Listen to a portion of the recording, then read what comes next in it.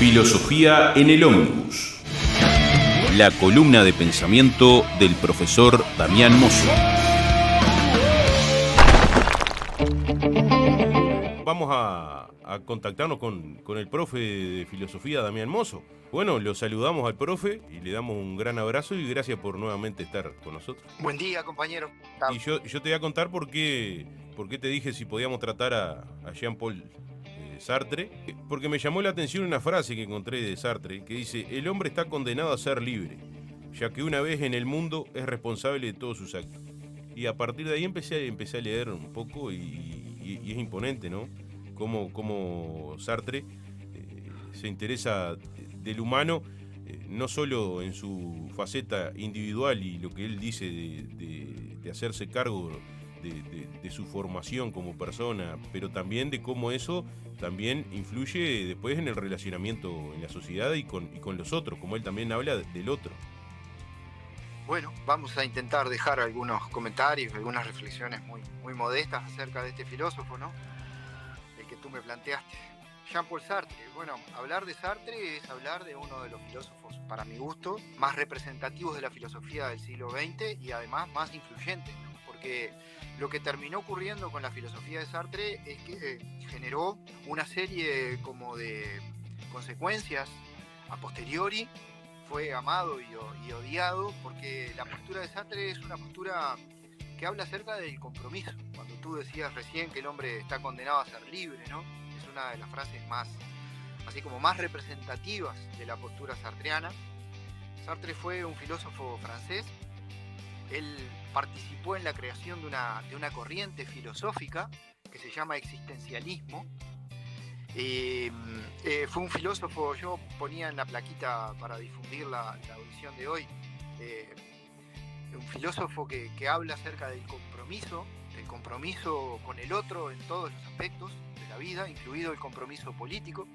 Y hay una fotito que habla acerca de justamente esta postura de Sartre, que es la que puse en la plaquita esa de propaganda, de publicidad de lo que íbamos a hablar hoy, en la que Sartre está acompañado por el comandante Ernesto Guevara y por la compañera de Sartre, Simone de Beauvoir, también filósofa. Esa foto fue sacada en La Habana porque Sartre era un pensador de izquierda, existencialista y de izquierda. Él lo declaró siempre abiertamente, sin ningún tipo de tapujo, y participó de una época, además, y de un contexto de una gran agitación política. Participó del Mayo francés, el famoso Mayo francés, aquella cuestión del levantamiento estudiantil en París, que cambió la historia del mundo. Es una época muy particular, estamos hablando de los 60, ¿no? La guerra de Vietnam, la revolución cubana, el Mayo francés, fueron eventos históricos que tuvieron en el siglo XX una gran repercusión y que siguen generando revuelo y consideraciones aún, ¿no? Entonces, hablar de Sartre es hablar de un individuo comprometido con la filosofía, pero además comprometido con su tiempo, comprometido con su país y comprometido con las causas más propias de la izquierda, ¿no? O sea, la construcción de una sociedad más justa, la construcción de una sociedad no alienada, la construcción de una sociedad en la que el ser humano pueda ser libre. Y vamos directamente a algunos conceptos sartreanos, si te parece bien, y tú me cortas cuando te parezca. Sí, no, lo que a mí me llamó bastante la atención es como él pone al ser humano en el centro de la existencia, ¿no? Porque muchos capaz que le pueden decir, no, la filosofía de él es muy individualista, pero no, todo lo contrario. Él pone todo lo que le sucede al ser humano en el centro de la existencia. Sí, para explicar esa idea que tú planteas, o sea, cómo la filosofía existencialista de Sartre pone al hombre en el centro de todo, él cree que en realidad la idea de Sartre es que no existe una esencia humana que tú puedas analizar de manera objetiva, como si fuéramos cosas. Él piensa que el ser humano, él dice que el ser humano es un ser para sí, porque además de existir, la diferencia con las cosas es que el hombre sabe que existe, es consciente de su existencia. Y eso es bueno y es malo, es positivo y negativo al mismo tiempo. No solamente, dice Sartre, sabemos que existimos, también sabemos que un día no vamos a existir más, que vamos a morir. Y esa es una mochila muy pesada que hay que transportar, porque cada uno de nosotros sabe que es un ser finito, que somos seres finitos, que algún día dejaremos de existir. Y otra de las características que hace del existencialismo de Sartre, un existencialismo muy particular, es el ateísmo. Sí. Sartre era un filósofo ateo. Dios ha muerto. Exacto. Para Sartre Dios no existe. Y como Dios no existe, el hombre no tiene una esencia predeterminada. Es decir, la frase que dice el hombre está condenado a ser libre, lo que significa es que no tiene otra posibilidad más que la de construirse a sí mismo. No tiene otra alternativa, el ser humano, más que la de construirse a sí mismo. ¿Por qué estamos condenados a ser libres? Porque todo el tiempo tenemos que elegir, tenemos que tomar una opción. Tomar una opción implica descartar otra u otras. Entonces lo que plantea Sartre es que, aunque tú digas, no quiero decidir, no quiero optar, ya estás optando. Ya estás tomando decisiones. Por no optar. Claro. Estás eligiendo por no elegir, o por permitir que otro elija por ti. Entonces la idea de Sartre es que no hay una esencia predeterminada porque Dios no existe. Entonces, como Dios no existe, el hombre está obligado a construirse a sí mismo como puede, en las circunstancias en las que le ha tocado nacer y desarrollarse. Como estamos condenados a ser libres, la libertad es irrenunciable para Sartre. No hay manera de renunciar a la condición de seres libres para los seres humanos. No tenemos la opción de convertirnos en algo no libre. Siempre somos libres. Entonces, cuando se dice, por ejemplo, tú planteabas, no, porque se dice que la filosofía de Sartre es individualista. Creo que no, creo que comparto contigo, creo que no, que en realidad el hombre está condenado a ser libre, hay que tomarlo en el sentido genérico, o sea, todos los hombres estamos condenados a ser libres. Formamos parte de una sociedad que nos impone normas y de generar sus propios valores y su propia ideología también, y de tomar parte por las cosas. Esa es una condición y una característica del ser humano bien importante, ¿no? O sea, como Dios no existe, tampoco hay como un conjunto de valores o de principios a los que podamos referirnos y a los que podamos recurrir como una tabla de valores universal. Eso para Sartre no existe. Cada uno de nosotros está condenado a ser libre, por lo tanto está obligado a elegir lo que él llama un proyecto. O sea, el hombre en sí mismo para Sartre es un proyecto. El término, la palabra proyecto, si nosotros le pusiéramos un guión en pro, es como establecer que el ser humano es una construcción que se lanza hacia el futuro. O sea, para Sartre el hombre vive en dos tiempos. Vive en el presente, que es el momento actual, pero también vive en el futuro, porque todos nosotros estamos como obligados a construirnos a nosotros mismos y nos construimos a través de las decisiones que vamos tomando. Cada ser humano será lo que haya decidido ser, o sea, lo que haya proyectado ser. Damián, disculpame que te corte, pero justo yo pensaba que libre no quiere decir libre de condicionamientos, porque obviamente estamos condicionados por nuestro entorno. Y a mí se me ocurría, por lo menos la frase más famosa que yo conozco de Sartre, es esa de somos lo que hacemos con lo que hicieron de nosotros, ¿no? Sí. La idea de Sartre es que la libertad es nuestro proceso de autoconstrucción a partir de las determinaciones que hemos heredado. Es decir, hay cuestiones que no elegimos. No elegimos nacer, no elegimos dónde nacer, no elegimos en qué condiciones nacer, no elegimos en qué país o nación nos toca nacer, no elegimos la clase social en la que nos toca nacer. Entonces uno tiene la tentación de decir, entonces no somos libres porque no hemos elegido un montón de cosas que son fundamentales. No, dice Sartre, es al revés. Porque con ese conjunto de determinabilidades que me tocaron, yo puedo optar qué camino tomar, por dónde ir.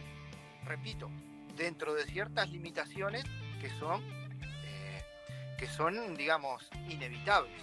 Pero también es inevitable que con esas condiciones tú decidas hacer, hasta cierto punto, ¿verdad?, lo que quieres ser, o lo que piensas ser, o lo que proyectas ser.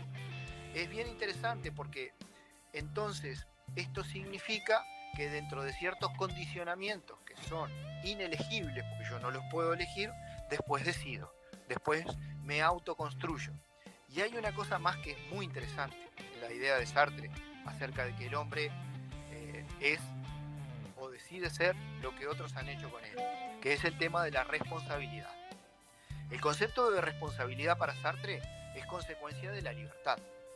Como somos libres, también terminamos siendo responsables de lo que somos, de lo que hemos proyectado, de lo que hemos elegido. Esa responsabilidad no es individual, claro, es colectiva. Ahí va, Damián, porque también esa responsabilidad, por ejemplo, es cuando vivimos bajo un sistema, por ejemplo, de opresión, es responsabilidad nuestra también tratar de oponernos a eso. Esa es la idea de Sartre, que la responsabilidad que tenemos es individual, porque es lo que nosotros hacemos con lo que otros hicieron de nosotros, lo que hemos elegido ser, pero al mismo tiempo es una responsabilidad colectiva. ¿Por qué? Porque la idea de Sartre es que cada uno de nosotros es como una especie de gran ejemplo para los demás. Es decir, a través de nuestras acciones, nosotros podemos influenciar, de alguna manera, entre comillas, condicionar las respuestas de los demás.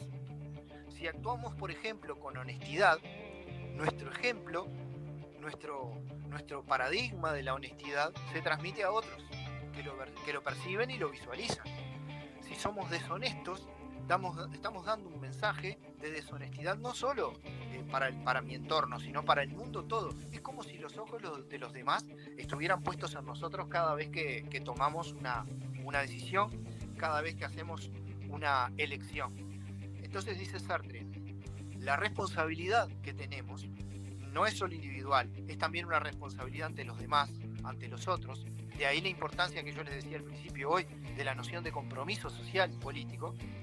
Y esa responsabilidad siempre genera angustia, dice Sartre. Como Dios no existe, no hay Dios, el existencialismo de Sartre, un existencialismo ateo, tampoco existe una tabla de valores universalmente válida a la que podamos nosotros referirnos. Entonces, ¿en qué podemos apoyarnos o en qué podemos refugiarnos? En nada, dice Sartre, en nada. Nosotros somos responsables de lo que somos y sentimos también angustia por las decisiones que tomamos. La angustia forma parte de la filosofía existencialista como un elemento inherente al propio existencialismo. Es inevitable que todos nosotros pasemos por episodios de angustia, en el sentido de que como la responsabilidad que tenemos no solo es individual sino es colectiva, también es inevitable que seamos responsables de lo que somos, de que nuestras decisiones nos vayan construyendo a nosotros, pero al mismo tiempo también un poco van construyendo a los demás. O sea, el mundo es un poco el reflejo de lo que nosotros somos y hacemos.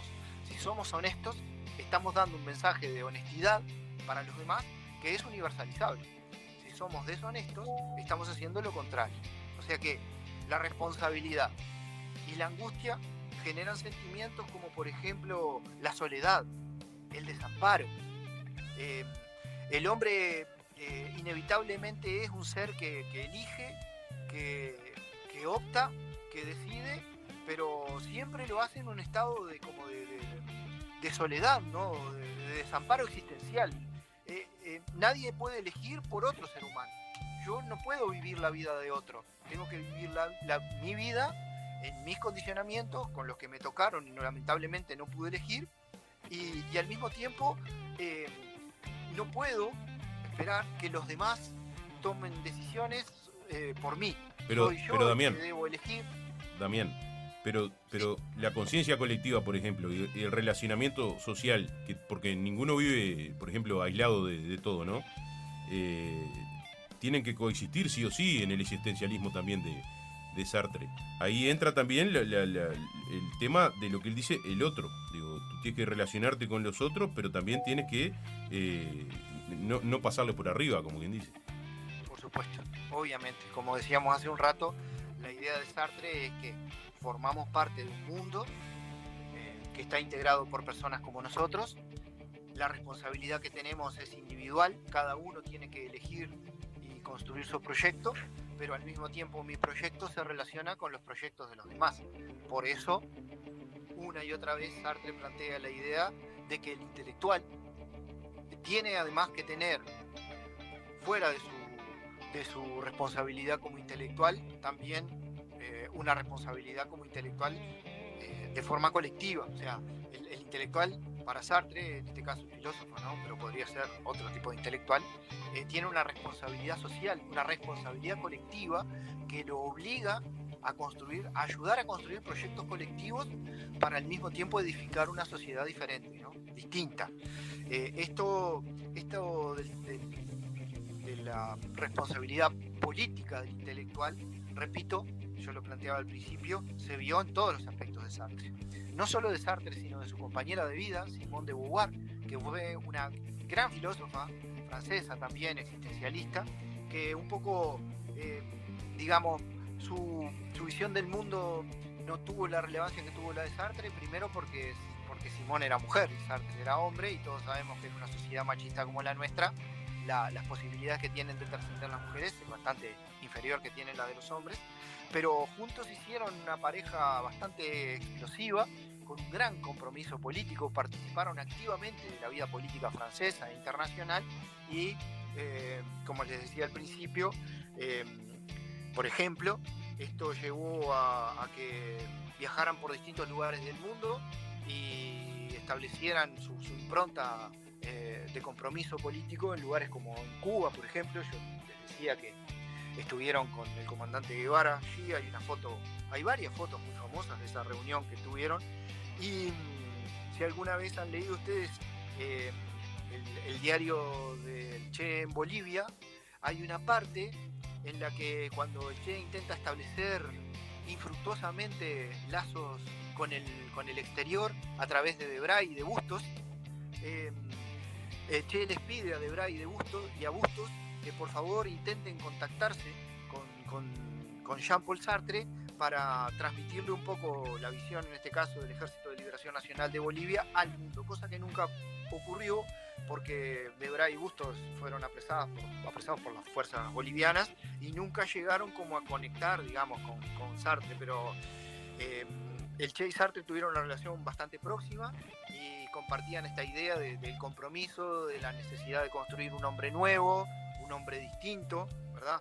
En donde la libertad de uno tenía que ir enlazada con la libertad de todos los demás, con la construcción de una sociedad bastante diferente a la que tenemos, y creo que eso marca a las claras por dónde iba la filosofía de Sartre, ¿no? Que no es solo una filosofía teórica, no es solo una filosofía digamos puramente dialéctica, sino que además en la práctica Sartre participó activamente de la vida política francesa y del mundo entero, ¿no? Damián, pero esto de la responsabilidad individual y también colectiva y cómo el existencialismo te habla del otro y de cómo tenemos que relacionarnos y el compromiso que debemos tener, también, no sé si tú opinas así, también es lo que quizás generó este sistema que tenemos, o los castigos y las penas que tenemos en este sistema o en las sociedades en que vivimos, ¿no?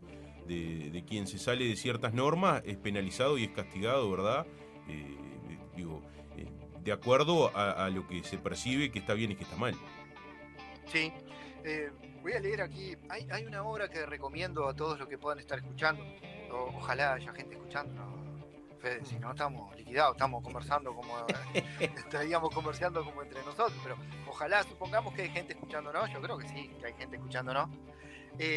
Voy a leer un pedacito muy chiquito hay una obra de Sartre que se llama El existencialismo es un humanismo, que recomiendo leer a la gente porque además él la escribió como una especie de panfleto, trató de ser lo más claro posible. Allí los existencialistas en general no son filósofos fáciles de leer, son complejos, utilizan un lenguaje complejo. Pero hay una partecita de esa obra, El existencialismo es un humanismo, que escribió Sartre, en la que él dice, con respecto a esto, el tema de la relación entre la libertad individual y la libertad colectiva, ¿no? Lo social, la otredad, el otro.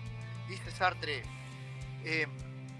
cuando decimos que el hombre se elige, entendemos que cada uno de nosotros se elige, pero también queremos decir con esto que al elegirse, elige a todos los hombres. En efecto, no hay ninguno de nuestros actos que al crear al hombre que queremos ser, no cree al mismo tiempo una imagen del hombre tal como consideramos que debe ser. Elegir ser esto o aquello es afirmar al mismo tiempo el valor de lo que elegimos porque nunca podemos elegir mal. Lo que elegimos es siempre el bien, y nada puede ser bueno para nosotros sin serlo para todos. Ahí está establecida, me parece, con bastante claridad cuál es la idea del Sartre. Una mirada colectiva imponente, ¿no? Sí, cada uno elige para sí, pero al mismo tiempo elige para los demás, porque nuestras elecciones son visualizables por parte de los demás, y las de los demás son visualizables por parte de nosotros. Por lo tanto, cada uno de nosotros, sea cual sea la labor que desarrolla, tiene una enorme responsabilidad, no solo la de elegirse a sí mismo, sino la de elegir el tipo de sociedad y el tipo de mundo en el que vivimos o queremos vivir a través del ejemplo. Pero Damián, ¿todos tenemos la misma capacidad de percepción existencialista? Yo creo que no. No, pero si bien no todos tenemos la misma capacidad de percepción existencialista, si lo aterrizamos esto, lo que Sartre quiere decir es que a través del ejemplo, es decir, a través de las acciones que cada uno de nosotros realiza en el diario vivir, en la cotidianeidad, es como un ejemplo para los otros, es como un ejemplo para los demás. Por eso es tan importante tratar de que cada uno de nosotros transmita a los demás mensajes que sean socialmente constructivos para la edificación de una sociedad diferente. Si yo, por ejemplo, digo que la injusticia está en la naturaleza del ser humano, entonces estoy diciendo que no hay posibilidad de cambiar nada. Claro. Ahora, si yo digo que la injusticia es un producto del accionar social de los hombres, entonces, como yo soy un hombre y formo parte de una humanidad, puedo hacer cosas para transformar esa realidad injusta. Eso es un poco lo que te quiere decir Sartre. Pero, por ejemplo, en la toma de decisiones, digo, hay muchas veces que los seres humanos no se dan cuenta que están tomando decisiones. Digo, ya sea una decisión pequeña, grande o mediana. Eso también me parece que más allá de que, como tú dijiste, que hay decisiones conscientes y decisiones inconscientes, no todos estamos en ese nivel quizá de percibir que en todo momento estamos tomando decisiones. Bueno, ahí está un poco la tarea que nosotros modestamente me parece que tenemos que desarrollar, ¿no? ¿Para qué estamos haciendo, por ejemplo, en la clase de radio estas audiciones? Para tratar de transmitir algunos elementos que debemos dejar en la mente de los demás para que los reflexionen, no para que los tomen como verdades absolutas, ni como verdades que tienen que seguir al pie de la letra, pero ya aprender a cuestionarnos, tomar conciencia de ciertas cosas que pasan en nuestro entorno, tener cierta capacidad crítica, yo creo que ya es un gran avance, ¿no? Si nosotros podemos, como de a poco, porque todo es un proceso en la vida humana, nada ocurre de un día para el otro. Si nosotros logramos que nuestros compañeros de trabajo, que nuestros familiares, que nuestro entorno aprendan como a repensar de a poquito, lentamente, paso a paso, sobre cuestiones que suceden en nuestro entorno, yo creo que estamos, no te digo cambiando el mundo, porque eso es como muy ambicioso y grandilocuente, pero sí estamos generando pequeñas semillitas o sembrando pequeñas semillitas que el día de mañana pueden fructificar en alguien que termina pensando por sí mismo. ¿Es una tarea compleja? Por supuesto, sí será. Miremos, por ejemplo, Federico, lo que está pasando en Argentina en este momento. Sí, no, pero digo, la educación y la cultura también tienen mucho que ver también Y si tendrán que ver. Sí. Y un país que no invierte en educación está frito. Sí. Un país que no invierte en educación porque lo hemos dicho hasta el cansancio y no hay manera a veces de que las cúpulas políticas lo entiendan. La educación pública, como la salud pública, como la seguridad social pública, lo hemos dicho miles de veces esto, ¿no? Pero lo vamos a seguir diciendo porque capaz que en algún momento logramos que esto prenda. No son gastos, son inversiones. Cuando el Estado invierte en salud pública, cuando el Estado invierte en educación pública, cuando el Estado, los gobiernos invierten en seguridad social pública, tú estás generando condiciones para la construcción de una sociedad mejor. Y si no lo hace, la sociedad va a terminar empeorando. Yo lo tengo que decir acá porque lo siento así. Yo siento, por ejemplo, que lo que está pasando acá con nuestros hermanos argentinos es una salvajada social. O sea, que ahora los grupos de choque de la policía bonaerense y los cuerpos de seguridad del Estado estén saliendo a reprimir a esos pobres viejos jubilados de 70, 80, 90 años, debería ser una vergüenza nacional, debería ser una vergüenza latinoamericana. Yo te lo tengo que decir con toda honestidad, yo no me cabe en la cabeza realmente que esto esté pasando con la impunidad que está pasando, que haya gente que lo justifique todavía, como que está bien. Yo digo, pero esa gente no puede tener abuelos ni madres, porque hay que ver las imágenes de lo que está pasando en Argentina, ¿no? Hay que ver a esa policía de las fuerzas de choque saliendo a gasear, a darle palos por la cabeza a unos pobres viejos, medios muertos de hambre, enclenques ahí. No, yo digo... Y toda la semana, ¿no? No es que pase una vez y no, toda la semana. Toda la semana, porque lo estaban haciendo solamente los miércoles, los jubilados, eso de pararse frente al Congreso de la Nación a protestar, pero ahora toda esa población anciana está enardecida porque lo que han recibido ha sido represión y más represión. Les han tirado con balas de goma, les han tirado con balas de verdad, le han tirado gas, le han tirado con los carros hidrantes, o sea, una cosa increíble. Y lo peor de todo, ya que hablábamos de esto de Sartre, de la responsabilidad individual y colectiva, es que estamos también presenciando un conjunto de personas que han sufrido un proceso de lavado mental que termina justificando todo esto. Y dicen que les parece bien, que está bien, sí, que les den palo, que les peguen. Total, son unos viejos protestones. O sea... y otros indiferentes y otros que lo banalizan, lo trivializan como si fuese un... Lo trivializan, sí, que es tan malo eso de la banalización del mal, es tan perjudicial como la justificación. Es lo mismo, ¿no? Lo mismo que hacían los nazis cuando decían que bueno... Sí. ¿No? La deshumanización. La deshumanización y la enajenación absoluta. Digo, los nazis decían que los judíos eran una rata y ponían fotos de rata para que la sociedad se deshumanice y se justificara, ¿verdad?, lo que estaban haciendo. Pasa ahora en Palestina lo mismo. Sí. Y es lo mismo, a otro nivel, pero es el mismo mecanismo, la banalización del mal. Bueno, son unos viejos protestones que se vayan para la casa a mirar la televisión y se dejen de joder.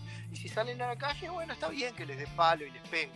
Entonces, ¿a qué punto hemos llegado de alienación social para creer que pegarle a un viejo jubilado que está muerto de hambre y tiene 80 años está bien, ¿no? O sea, ya hemos llegado a un punto en el que si no cambiamos, si nos las tenemos que jugar por causas que sean justas, no hay otra. Yo tampoco puedo concebir cómo hasta el momento el gobierno uruguayo no ha sacado un comunicado de repudio a estos hechos claro y contundente, la verdad.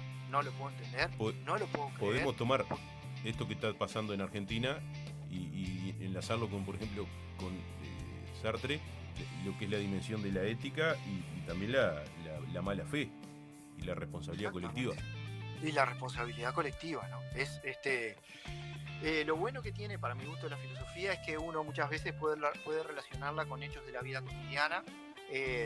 Porque la filosofía no se trata de un juego teórico, sino de un intento por analizar, por interpretar la realidad y, como decía Marx, por empezar a cambiarla, ¿no? Porque tampoco se trata de hacer un diagnóstico solamente de la situación y quedarse en el mero diagnóstico. Hay que jugársela por entero, me parece, por causas que sean justas, por causas que intenten liberar a la humanidad de la opresión que unos pocos ejercen sobre la inmensa mayoría, y tratar de contribuir, aunque sea mínimamente. Yo sé que es complicado, es complejo, pero la justificación de que es complejo no es una justificación. Será compleja el intento por cambiar la realidad, sí, claro. Si fuera tan fácil,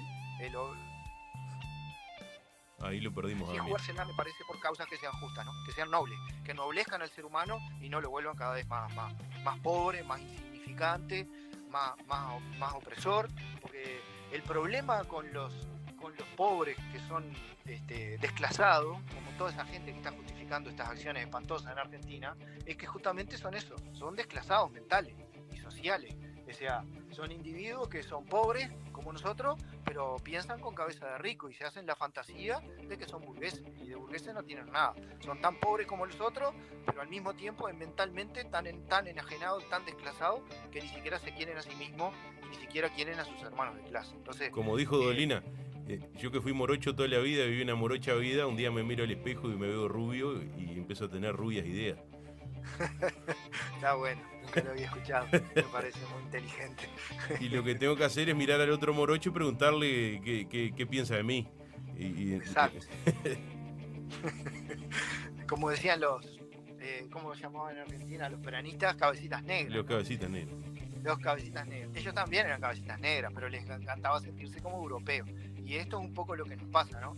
Estamos generando, produciendo una gran cantidad de personas absolutamente enajenadas desde el punto de vista mental, socialmente desclasadas, que ni siquiera se dan cuenta de que viven al día y se creen que porque con una tarjeta de crédito a 48 cuotas compraron algo, eso ya los convierte en burgueses.